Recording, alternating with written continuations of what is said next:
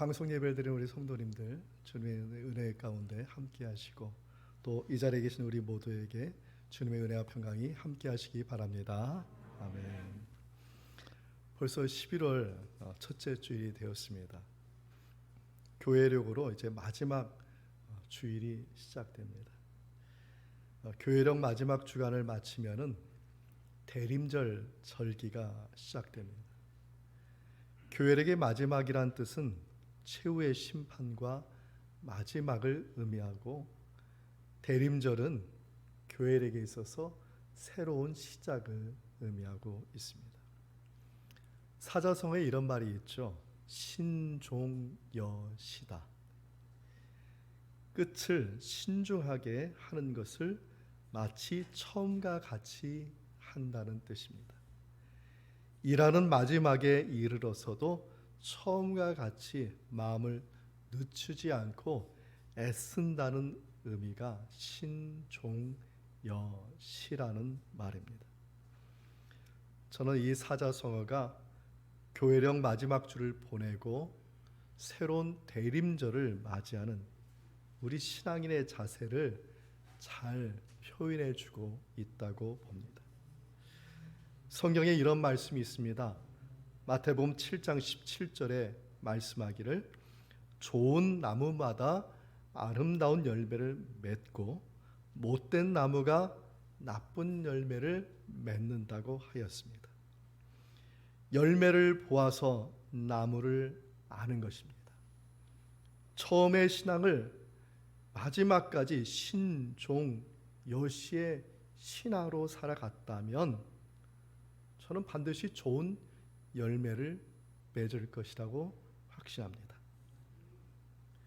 이 자리에 계신 여러분들의 신앙이 처음과 끝이 동일하고, 그리고 마지막도 처음과 같은 신앙으로 애쓸 수 있는 우리 모두가 다 되기를 축원드립니다. 오늘 본문을 통해서 신종여시의 이 바른 신앙, 이 바른 신앙을 갖기 위해서 기준이 필요한데 어떤 기준이 있는지 말씀을 통해서 살펴보고자 합니다. 첫째는 올바른 신앙의 기초는 하나님의 말씀이어야 한다는 것입니다. 하나님의 말씀을 떠나서는 절대로 올바른 신앙이라고 할 수가 없기 때문입니다. 오늘 비슷한 말씀을 하고 있는데 본문 35절의 말씀을 함께 읽겠습니다. 예수께서 성전에서 가르치실새 대답하여 이르시되 어찌하여 서기관들이 그리스도를 다윗의 자손이라 하느냐. 아멘. 본문에 이제 서기관이라 이렇게 나옵니다. 이 서기관이란 이 원어, 히브리 원어는 소페르라고 말을 합니다. 마치 여러분이 잘 알고 있는 그리스의 철학자들 소피스트를 말하는 것 같은 그런 단어가 비슷합니다. 이와 같이 소페르란 뜻은 뭐냐면 학식이 있는 자, 학식이 있는 사람을 소페르라 얘기했고, 그것을 번역할 때 서기관이다 이렇게 말을 한 것입니다. 구약시대의 이 소페르에 해당되는 사람들이 어떤 일을 했냐면 학식이 있기 때문에 율법을 필사하고 율법을 보존하고 그 율법을 해석하는 일을 했어요. 이 소페르라는 사람이 또 학식이 있기 때문에 왕의 뒤에서 비서 역할을 하였던 것이죠. 그래서 왕이 하는 일을 기록하고 보존하는 일들을 하였고, 또 특별히 서기관의 비서 역할도 했던 것입니다.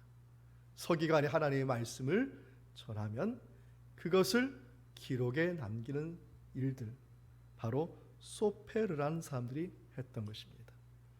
이 사람들이 말만 기록한 것이 아니라 왕의 재정도 보살피고, 이 서기관들이 바로 선지자들의 뒤를 따라다니면서 선지자들의 재무도 관리를 해주는 일을 하였습니다.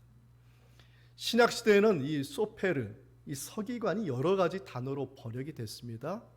율법사로, 랍비로, 옛날 우리 개역 성경에는 교법사로, 때로는 선비로 이렇게 불렀습니다. 구약에서 이러한 역할이 신약 시대도 그대로 전달이 되었습니다.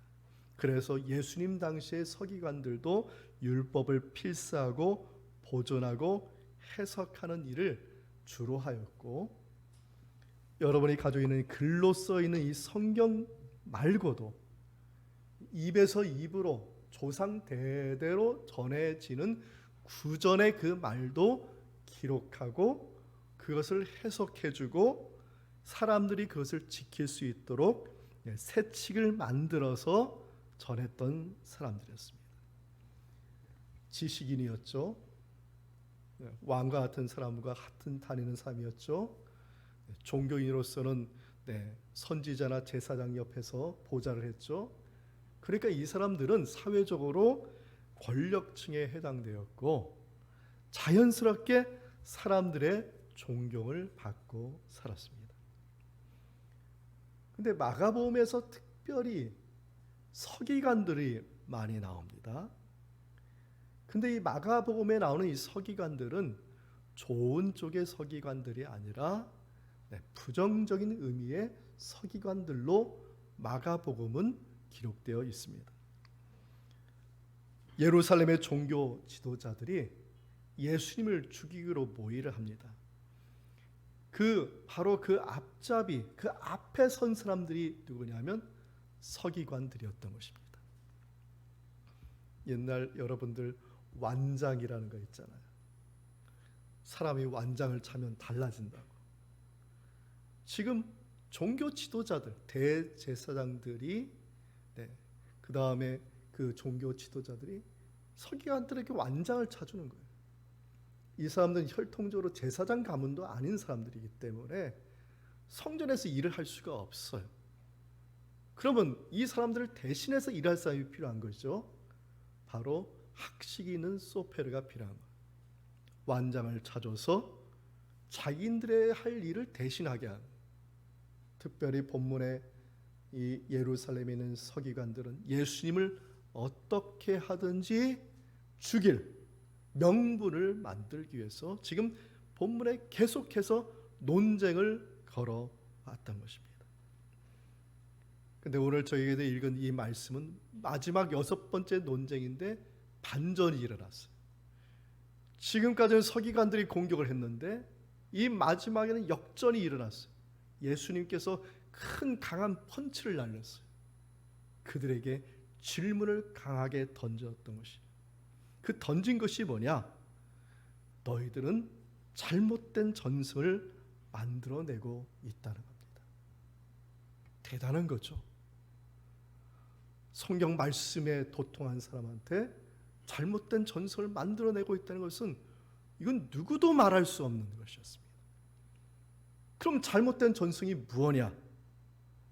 마태복음 15장에 보면은 바리새인과 서기관들 예수님이 책망한 말씀이 나오는데 마태복음 15장 3절의 말씀을 우리 함께 읽어보겠습니다. 대답하여 이르시되 너희는 어찌하여 너희의 전통으로 하나님의 계명을 범하느냐? 너희들의 전통으로 뭘 어겨요? 말씀을 어겨요. 말씀에 전통하면 말씀에 따라서 해야 되고 말씀에 벗어나지 말아야 하는데 이 사람들은 어떤 사람이냐면 인간이 만든 전통을 가지고 말씀을 어기는데 앞장선 사람들이었다. 그 대표적인 예가 오늘 본문에 그리스도를 다윗의 자손이라고 가르친다는 겁니다. 그리스도를 다윗의 자손이라 가르치는 이 말이 우리에게는 당연한 걸로 들리지만 어떻게 가르쳤느냐가 중요한 것이죠. 이 사람들은 어떻게 가르쳤냐면 그리스도는 인간이다. 인간 그리스도다. 다윗의 후손으로 자손에서 오는 인간 그리스도이다. 무슨 말이냐면 그 인간 그리스도가 와서 로마의 제국의 탄압을 받고 있는 이스라엘을 구원할, 그리고 다윗의 왕국을 세울 사람이다, 이렇게 가르친 것입니다. 이것이 틀렸다는 겁니다. 왜냐하면 그것은 성경에서 말하는 것이 아니기 때문에, 인간이 만든 거예요. 인간의 잘못된 전설을 만들어서 사람들을 현혹하니, 예루살렘의 성들이 예수님께서 입성하실 때 뭐라고 외쳤습니까? 다윗의 자손이여 호산나. 이 말은 뭐냐면 인간 그리스도여, 어서 빨리 이 왕국을 다시 세워달라. 예수님은 그 잘못된 근거에 대해서 얘기했죠. 뭘로 말씀하셨습니까? 성경 말씀으로 얘기했어요. 예수님의 생각을 말한 게 아니라 성경 말씀으로 얘기했어요. 시편 110편의 말씀, 오늘 본문에도 나와죠. 다윗이 그리스도를 주라고 고백했는데, 다윗이 후손으로 왔으면 다윗이 그 후손한테 주라고 말할 수가 없죠. 주는 누구예요? 나의 왕이라는 뜻이거든요. 나의 주님이라는 뜻이거든요. 그럼 다시 말해서 그 그리스도는 인간 그리스도가 아니라 신적인 그리스도다. 하나님이시다. 복음서에 보면 하나님의 아들이시다. 예수님이요, 이 말씀을 하니까 사람들이 어떻게 했어요? 즐겁고 기뻐했다. 어디에 기준을 뒀습니까? 예수님이 하나님의 말씀. 그제서야 사람들이 그 말씀에 집중하다 보니 그 말씀에 통해서 성령님께서 감동을 주셔서 그 마음이 기쁘고 즐거워졌다는 것입니다. 이와 같이 신앙의 기준도 분명합니다. 사람의 말이 아니라 하나님의 말씀 위에 바로 서야 한다는 것. 여러분의 믿음, 여러분의 신앙, 사람의 말에 현혹돼서는 안 돼요. 언제나 하나님의 말씀을 보셔야 되고, 그 말씀 안에서 여러분의 믿음의 집을 세워가야 된다는 것이죠. 마태복음 7장 24절에 예수님께서 말씀하셨습니다. 그러므로 누구든지 나의 이 말을 듣고 행하는 자는 그 집을 반석 위에 지은 지혜로운 사람 같으니. 아멘.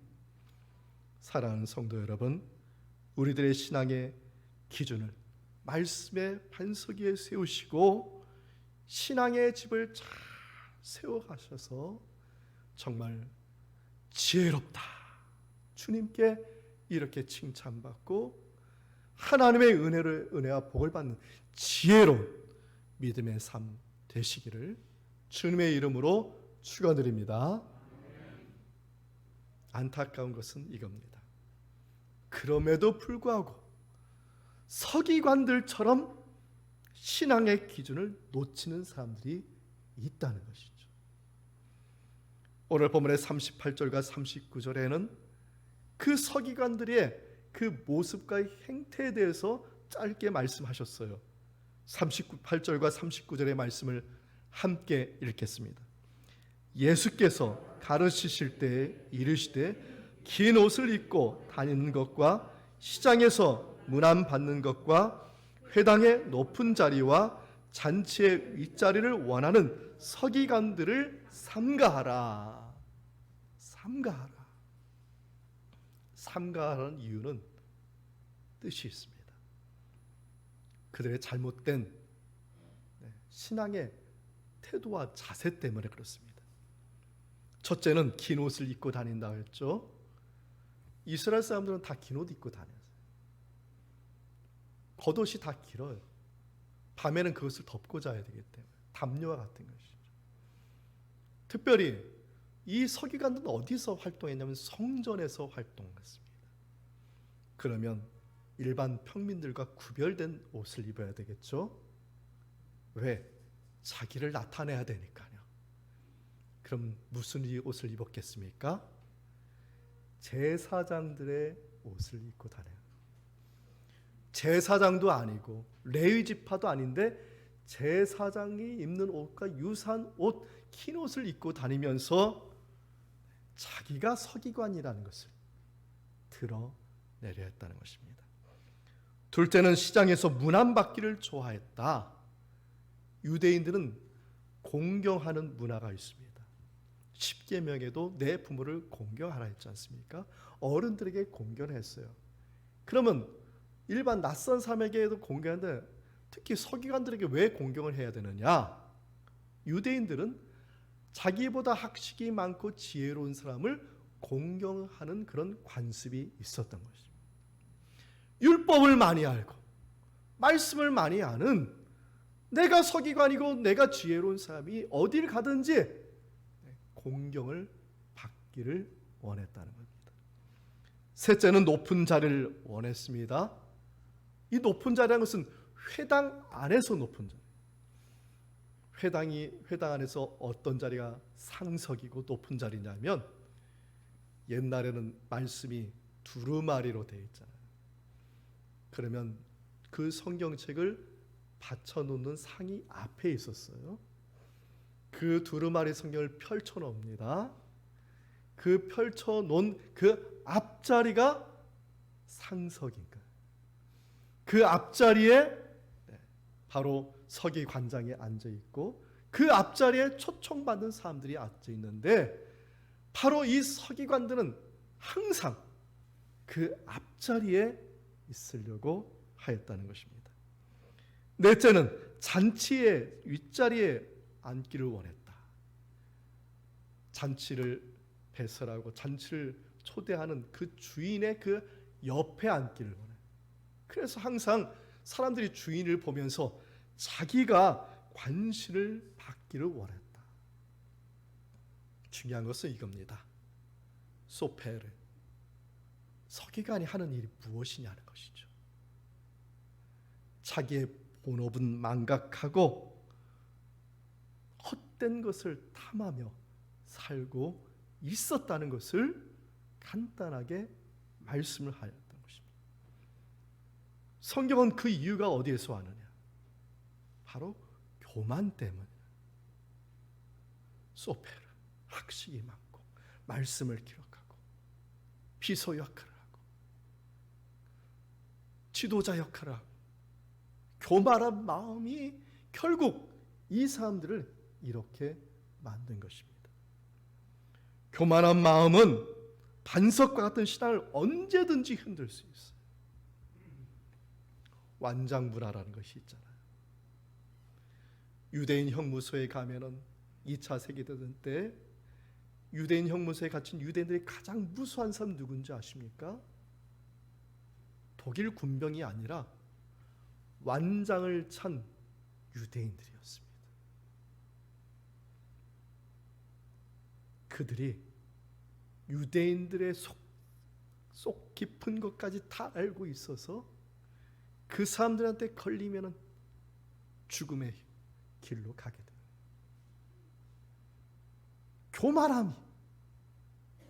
교만, 완장을 차기 전은 참 순진하고 순박한 사람이었는데 완장만 두르면 이상한 사람. 이 말씀은 저도 그렇다는 거예요. 이 말씀은 어떤 인간이든지 어떤 사람이든지 신앙이 월등한 사람이든지 높은 사람이든지 위대한 사람이든지 다 누구나 다 이 교만함이 한번 들어오면은 그 믿음과 신앙이 흔들릴 수밖에 없다는 거예요. 하나님께서 창세기를 통하여서 아담과 하와가 처음으로 범죄한 이 사실을 영원토록 기억하게 성령에 기억하고 있어요. 영원토록 주님 오시는 날까지. 아담과 하와가 처음 죄를 범했을 때 그 시작이 무엇이었습니까? 교만이었습니다. 하나님과 같이 되려는 교만. 하나님은 분명히 얘기했어요. 선악을 알게 하는 열매를 따먹지 말라 말씀하셨는데 그 교만이, 하나님과 같이 되려는 그 교만이 죄를 낳고 그 죄가 결국 선악과를 따먹게 만들고 그 죄가 결국은 사망을 만들게 되지 않았습니까? 그래서 지혜로운 솔로몬, 지혜의 왕 솔로몬이 잠언서 6장 18절에 다음과 같이 말합니다. 우리 말씀 우리 함께 읽어보겠습니다. 교만은 패망의 선봉이요 거만한 마음은 넘어짐의 앞잡이니라.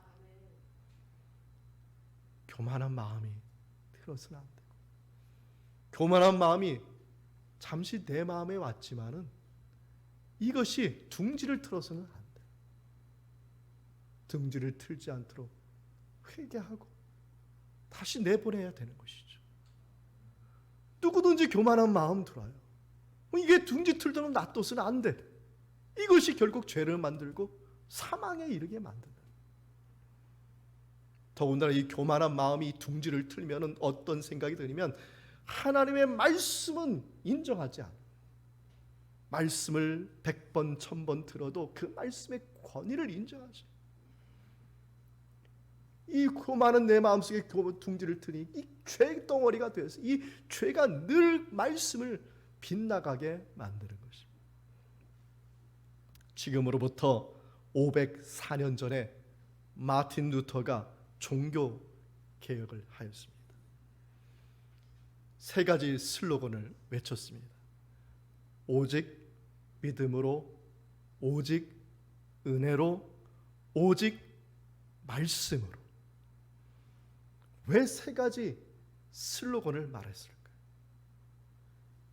그 당시 중세 사람은 이 교만이 가득해서 이 교만한 죄로 말미암아 하나님을 인정하지 않을. 그래서 망치를 95개의 논제 망치를 박으면서 천주교를 향해서 말하는 거예요. 오직 믿음으로, 오직 은혜로, 오직 말씀으로, 오직 그리스도로, 오직 하나님으로. 이 교만의 극치가 누구였습니까? 교황이었어요. 교황이 한번 칙령을 내리면은 이 칙령이 법이었습니다.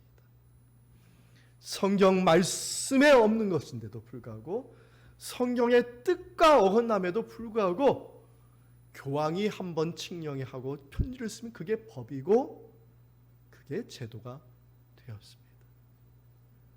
항상 교황은 성경의 권위 위에 있었던 것입니다.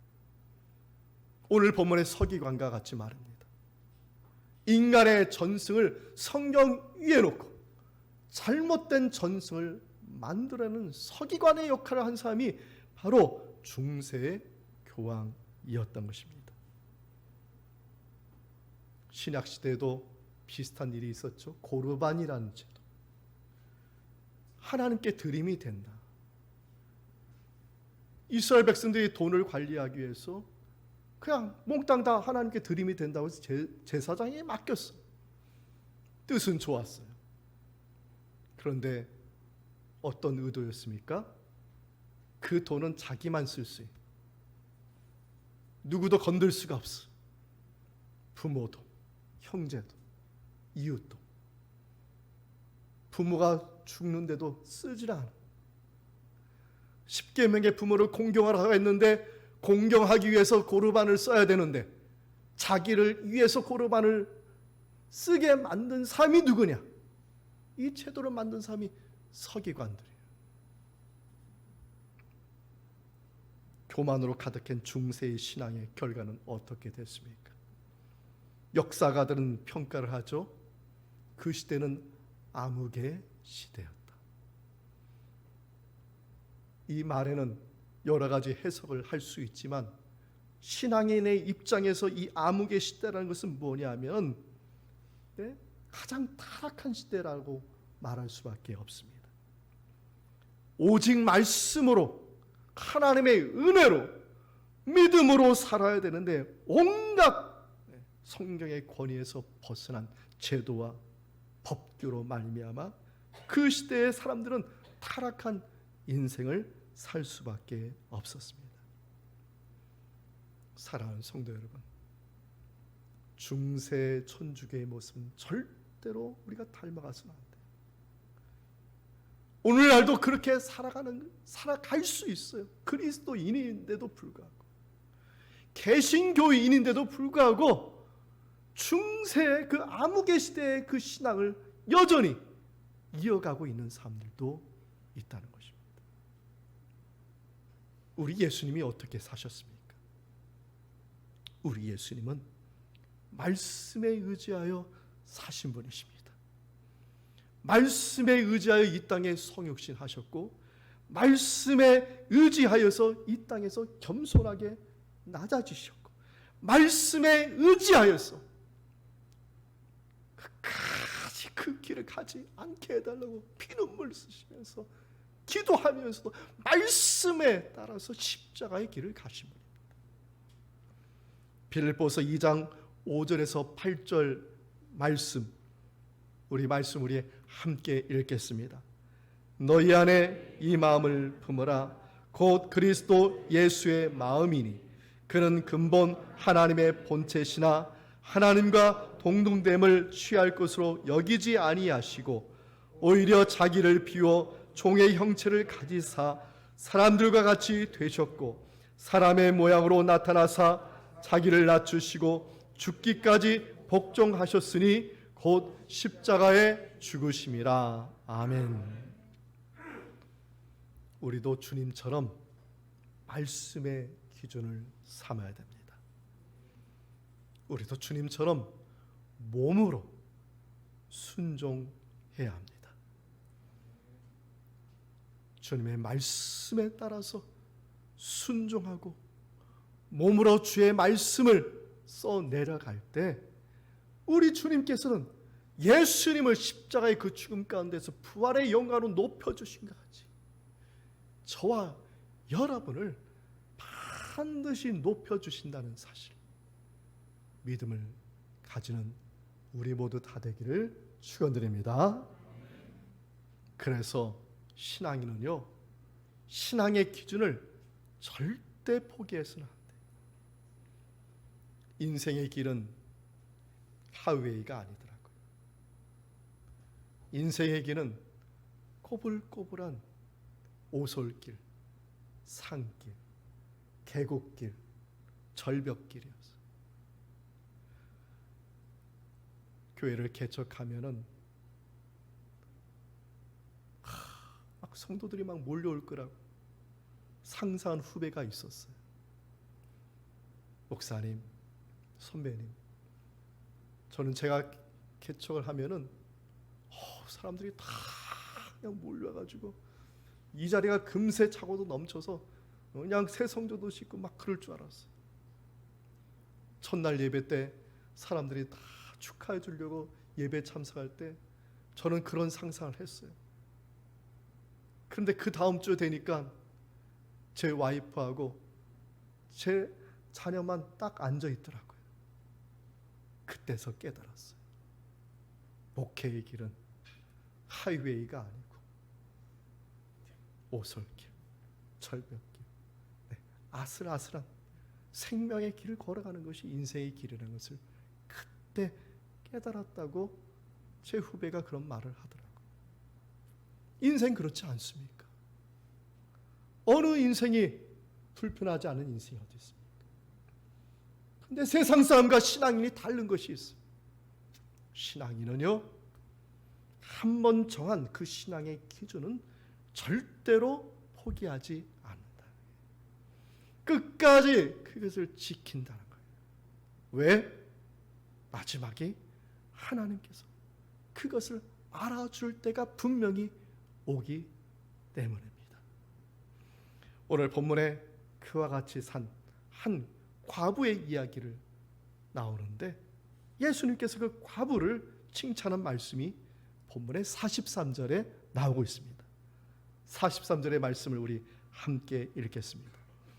예수께서 제자들을 불러다가 이르시되 내가 진실로 너희에게 이르노니 이 가난한 과부는 헌금함에 넣는 모든 사람보다 많이 넣었도다. 본문의 배경은 성전입니다. 예수님께서 예루살렘 성에 입성하시고 성전에 계실 때 계속해서 논쟁이 이어지고 이제 마지막 논쟁이 이어서 이 과부 이야기까지 나온 것입니다. 그 논쟁의 시작이 어디부터냐? 마가복음 11장 17절에서부터 시작이 되었습니다.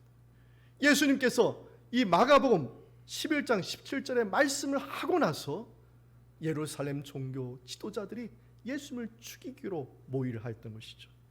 우리 말씀을 우리 함께 읽어보겠습니다.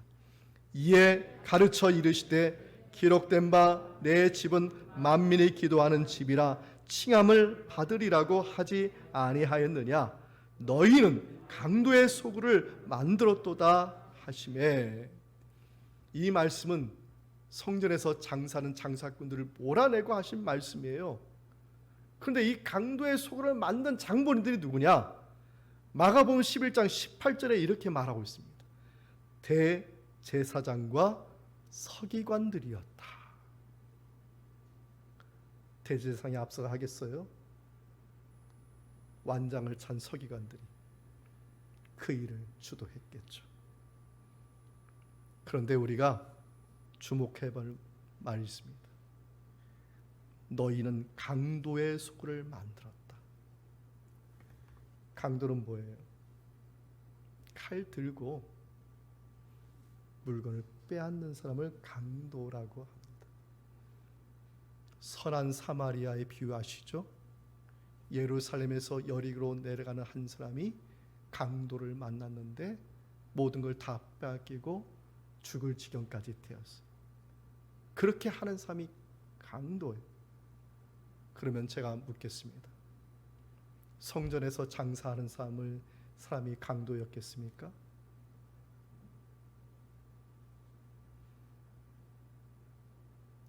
그것은 나쁜 것이기 때문에 쫓아내신 거예요. 더 험악한 일이 성전에서 벌어진 것입니다. 칼을 든 강도가 강도 짓을 하는 그러한 악랄한 악한 행동이 성전에서 있었던 거예요. 그 악한 행동, 그 대표적인 예가 오늘 본문 마가복음 12장 40절에 말합니다. 그들은 서기관들이죠. 과부의 가산을 삼키며 외식으로 길게 기도하는 자였다. 당시 서기관들은 말씀을 기록하고 가르친 일뿐만 하는 게 아니라 성전에 찾아온 사람들, 연약한 사람들, 그런 사람들의 대변인 역할을 해준 거예요. 산헤드린 공의에서 심판과 재판이 있을 때 그 사람들을 변호해준 변호사 역할을 합니다. 변호사 역할을 하면 어떻게 됩니까? 무료로 해준 것이 아닙니다. 과부들, 그 당시에 과부들은 돈이 있어도 그 돈을 마음대로 쓸 수 없었던 것 같습니다. 그러면은 그 재물을 누가 관리를 해줘야 되는데 성전에 찾아온 그 과부가 서기관에게 상담을 합니다. 서기관이 그 재물을 관리해주고 회계를 처리해주고 그러면서 그 과부의 재산을 몽땅 다 합법적인 방법으로 빼앗아 연약한 자의 등을 쳐버 과부의 재산을 다 빼앗아 버려. 강도의 소굴이란 말이 바로 이런 뜻입니다.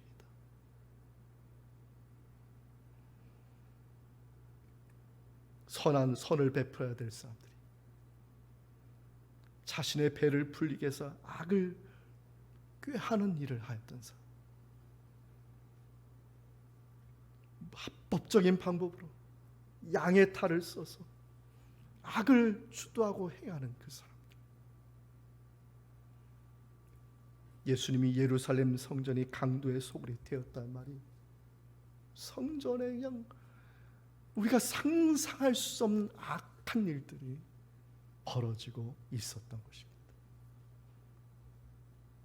오늘 본문의 42절에 보면은 가난한 과부가 되었습니다. 왜 가난하게 되었을까요?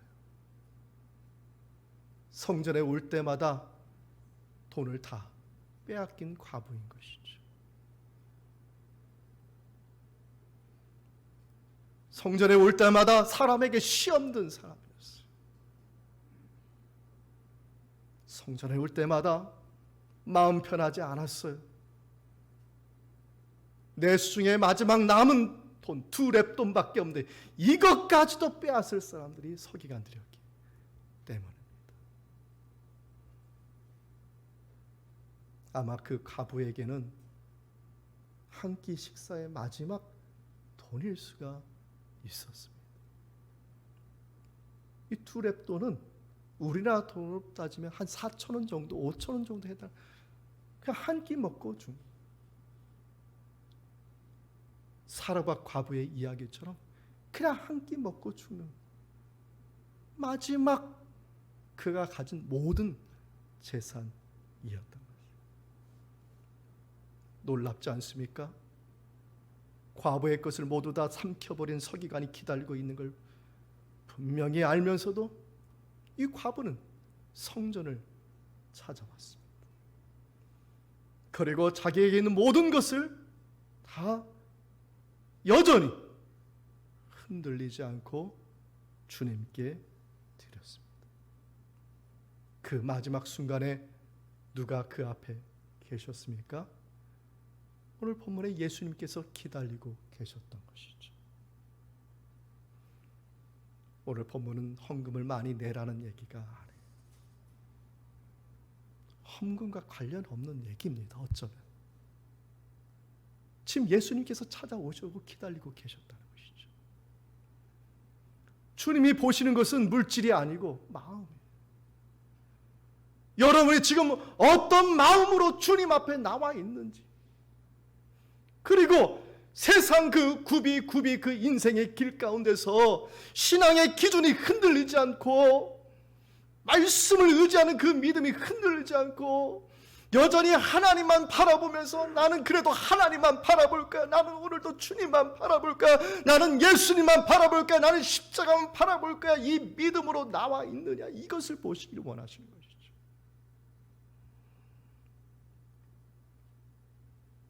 지금 예수님께서 그 과부의 그 마음을 보시고 칭찬하신 말씀이 43절의 말씀입니다. 예수께서 제자들을 불러다가 이르시되 내가 진실로 너에게 이르노니 이 가난한 과부는 헌금함에 넣는 모든 사람보다 많이 넣었도다. 신앙인이 바라보아야 할 것은 사람이 아닙니다.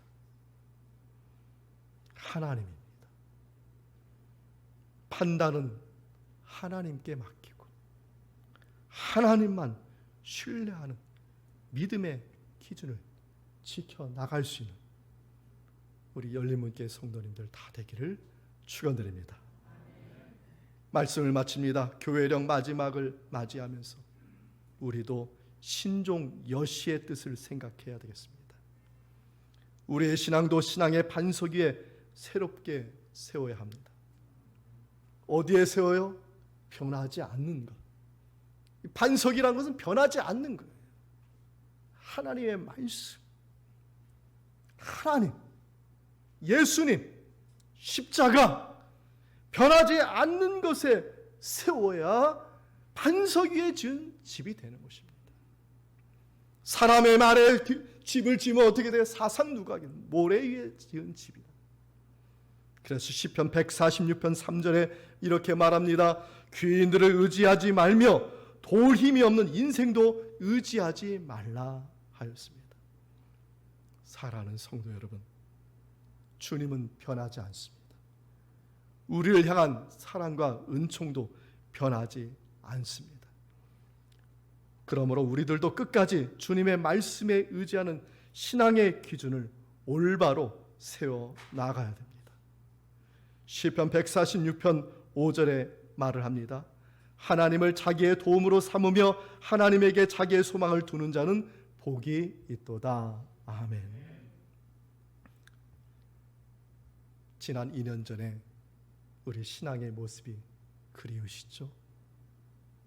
함께 모여서 예배하고 찬양하고 우리 하나님께서 다시 회복시켜 주실 줄 믿습니다. 우리가 합력해서 정말 사랑하는 마음으로 이웃을 돕고 교도소를 방문하고 샘물 호스피스의 병자들을 간호하고 그리고 소년원에 가서 찬양 드리고 함께 나눴던 그런 아름다운 하나님의 사역이 반드시 회복될 줄 믿습니다.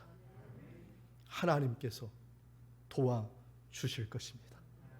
하나님께서 회복시켜 주실 것입니다.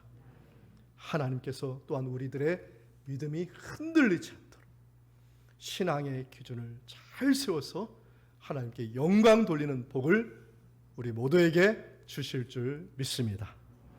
이 말씀의 은총이 예수 그리스도 안에서 여러분의 마음과 생각을 지키시기 원합니다. 아멘.